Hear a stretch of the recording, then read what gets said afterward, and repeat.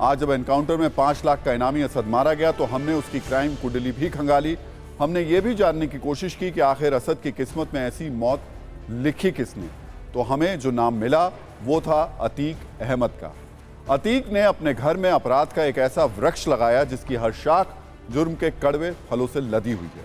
उसी में एक का नाम था असद अहमद। आज हमने असद पर भी सत्ता की कुंजी तैयार की है, जिसके मुताबिक असद अहमद कभी बैरिस्टर बनना चाहता था लेकिन मोस्ट वांटेड क्रिमिनल बन गया।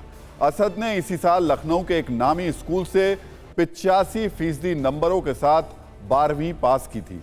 इसके बाद क्राइम की दुनिया में वो 100% मार्क्स के साथ पास हुआ, लेकिन आज एनकाउंटर के साथ वो शून्य पर पहुंच गया। असद का कभी लॉ की पढ़ाई करने के लिए लंदन जाने का प्लान था। असद ने लंदन के कई कॉलेजों में दाखिले के लिए आवेदन भी दिया, लेकिन पिता अतीक और दोनों भाइयों के आपराधिक रिकॉर्ड के चलते उसका पासपोर्ट क्लियर नहीं हो सका और इसके बाद असद ने अपने पिता के नक्शे कदम पर चलना शुरू कर दिया और फिर अपराध की दुनिया में वो आ गया था।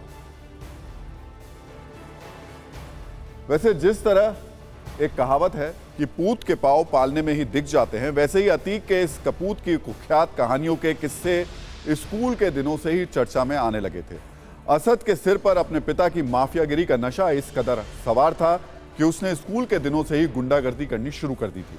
कुछ साल पहले असद की गुंडई का एक वाकया बहुत वायरल हुआ जब स्कूल के स्पोर्ट्स डे पर असद रस्सी कशी प्रतियोगिता में अपनी टीम को लीड कर रहा था, लेकिन जब उस मुकाबले में असद की टीम हार गई तो असद ने जीतने वाली टीम के खिलाड़ियों को पीट दिया।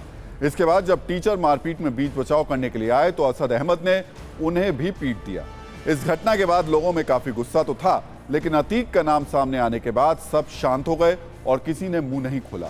यहां तक कि स्कूल मैनेजमेंट भी मामले को दबाने के लिए मजबूर हो गया और किसी ने थाने में कोई शिकायत तक दर्ज नहीं कराई। असद को गुनाहों के रास्ते पर बढ़ाने वाला सिर्फ अतीक अहमद ही नहीं था, बल्कि दावा किया जाता है कि असद को फायरिंग करने से गाड़ी चलाने तक की ट्रेनिंग उसके चाचा अशरफ अहमद ने दी। असद नाबालिग होने के बाद भी खुद स्कॉर्पियो चलाकर स्कूल जाता था, यानी भतीजे को गैंगस्टर बनाने में चाचा ने भी कोई कसर नहीं छोड़ी।